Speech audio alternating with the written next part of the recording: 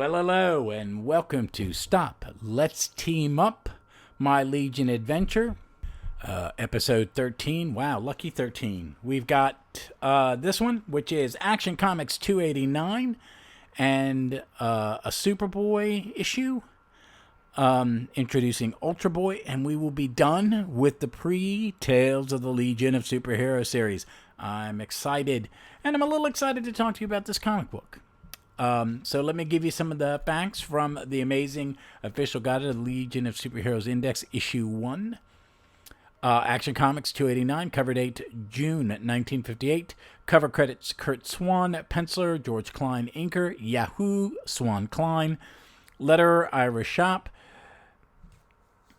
And this is the second story in this book. Hold on, let me make sure I am reading this right.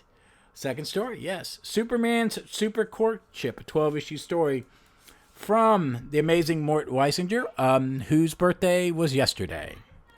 He's the editor, plotter. Plotter scripter is Jerry Siegel. Penciler, inker is Jim Mooney. I liked it. Jim inking his own. And letterer Milton Schaap. And let me give you the synopsis. Oh, wait a minute. Let me give you the Legion roll call, because that would be important.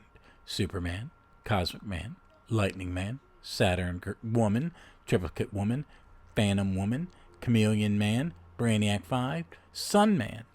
This is, and here is the synopsis. There's some other people in here. Edna Danvers, the adopted parents of Supergirl. Helen of Troy, Rondus, court advisor of King Tyndaris. Patronus, his aide, a Minotaur and a Unicorn, and Lumalani, first and only appearance, superhero of the planet Staryl, Staryl, and looks like a grown-up Supergirl. That will become important as we get into this. There's no villain in the story, which is neat. And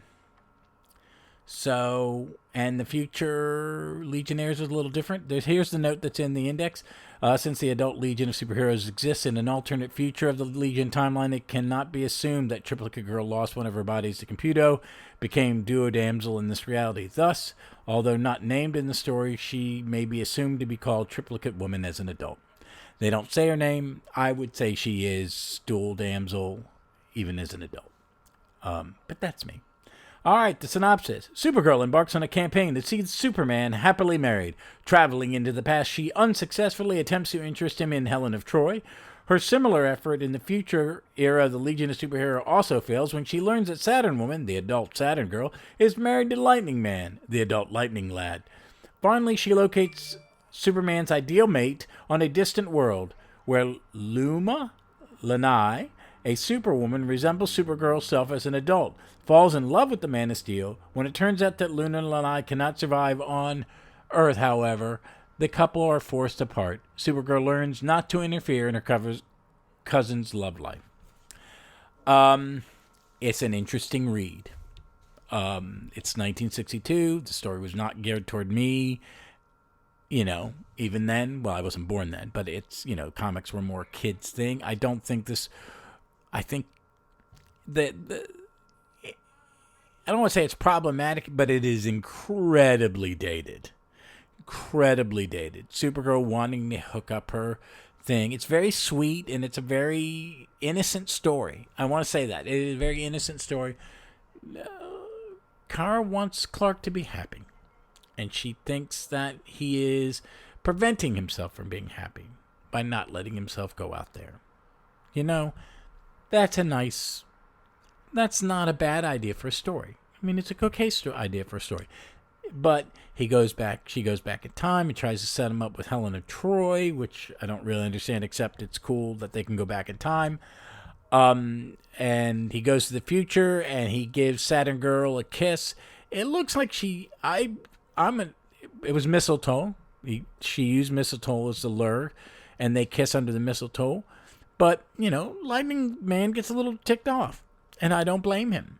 Hey, dude, why are you kissing my wife under the mistletoe? I don't understand the mistletoe and kissing. It is not a tradition that my family did, and I've been to one or two parties that had it, and, if someone's random young woman or older woman, because I'm an old man, is standing under the mistletoe, I'm not going to kiss her. I'm not going to kiss anybody but my wife under the mistletoe. It's kind of a odd tradition, and I don't know where it came from or what it is, but it's used in this as the cliche that it is, to get them kissing and then move on the plot. There is a conversation that I gave a little shudder to, where Superman is like, I would be. There is a quote from Superman, and I just kind of want to give it to you.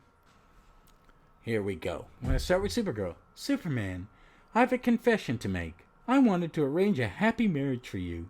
I've failed both times. If I ever did marry, it would be to someone super and lovable like you. We can't marry because we're cousins. Though cousins can marry in certain countries here on Earth, we're both from the planet Krypton, where marriage of cousins was unlawful. Okay. This was 1962. I don't understand why you say, I get, I would like someone like you. That's something sweet to say to someone. It's a little condescending, but it's letting someone down. It's the cliche line for letting somebody down, gently, for, and to say thank you. I mean, he's saying he's appreciative of her concern for his happiness, even though, it's none of her business. But the kissing the cousin thing, it's like, I'm pretty sure, and I know he puts it in it. The way that whole thing is structured, is he warning kids not to fall in love with your cousin because it's wrong? I know it would, I've always thought of it as taboo. It struck me as odd and a little creepy, and I had the same reaction when I saw Godfather 3. There's the thing about the cousins, and it just was a little oogie. Overall,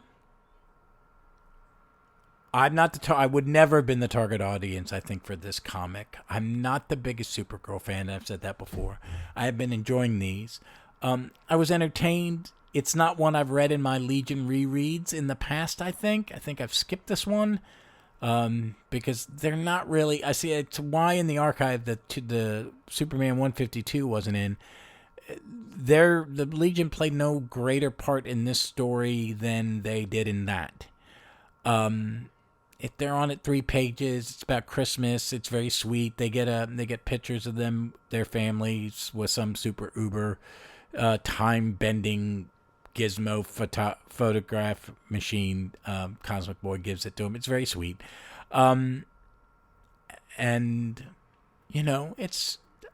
don't think it speaks to me. I do find the Superwoman character that looks like Supergirl, it's a little creepy-ish too. It's a neat costume. I like the costume. It's a white and green with an S on it. She looks like a grown-up Supergirl. That's not, for some reason, that doesn't make me oogie, not because, I think it just didn't. But it's an odd comic. But it's very in 1962 with these romantic storylines that you really wouldn't do today. I don't know, I think today we have a lot more women writers in comics, and they write the books starring women for the most part, which is good. I think people have written Supergirl. I read some of the Peter David Supergirl run, and I'm probably going to blaspheme and say I enjoyed it a little bit. I enjoyed the stories. I don't think it was ultimately the best kind of journey for Supergirl, because there was like angels and demons and stuff like that, the supernatural aspect of it, but I was still entertained by it. I didn't read, because I haven't read the 3-boot, I haven't read Supergirl and Legion of Superheroes. I'm more looking forward to those issues than the beginning ones, because I kind of like that Supergirl. I haven't read the recent Supergirl run, but it has not gotten reviews, so it's not making me itch to go read it. If you think differently, please shoot me a line at our email or just on Twitter. I'd like to hear what you think of it. And what you think of this issue. I think it's a fairly standard romantic, romance comic with Supergirl and Superman in it. I think the Jim Mooney art is really nice. I like it when he inks himself. It's very nice. But other than that, I'm jonesing for the next one. We've got two more. Superman 155. But before that, we have... Hold on. Superboy 98. With the introduction of Ultra Boy. And I'm very excited about that. And then after that, we will move on to... No, that's before Superman 155. I'm sorry, I got that backwards. But then we will move on to Legion in Adventure 300, the first solo book. And I'm very excited about that. Well, folks, please shoot us a line at StopLet'sTeamUp, one word, StopLet'sTeamUp, @gmail.com. Let me know what you think. Shoot me a direct message on Twitter. I've had a large increase in Twitter followers. I posted some Marvel corner boxes yesterday, and it has been liked 2,000 times and retweeted 300 and some, which is probably the most tweeted or liked tweet I've done on any of my feeds, which is kind of neat. I hope it gets us some good, positive listeners who want to interact. I'd appreciate that. But I look forward to it. Hearing from y'all and just stuff like that. I'm going to let you go and get back to your busy days, or I hope you're listening to this while you're walking beautiful sun. We have a beautiful sunny day here in Richmond. It's lovely. I'm going to go sit on my balcony, and I'm going to read some comics, do a little research for a recording session this weekend, and stuff like that. I think I'm going to read... I don't know what I'm going to read. I'm going to pull something off the shelf.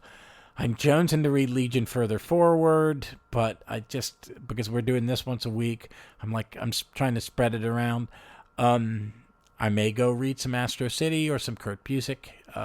He was nice enough to chat about Avengers writers with me on a Twitter feed. We exchanged tweets. It was very nice. And he had it was an entertaining thread. And he and I exchanged some viewpoints, and he was very nice. And he also exchanged viewpoints with another gentleman. It was very nice. I like constructive conversations on Twitter. If you can't, I will say this, folks. If I love a tweet. Tweet me if you want. Put a tweet directed at me if you want to express your opinion on the show, or you want to give me some suggestions, or you just want to chat about or ask a question. I'm great. I just ask that everybody be polite on my feed. I'm not someone who likes to have people use the word "I hate a story," and to tell people they're wrong for liking a story. Art's subjective. We like what we like. We discard what we don't.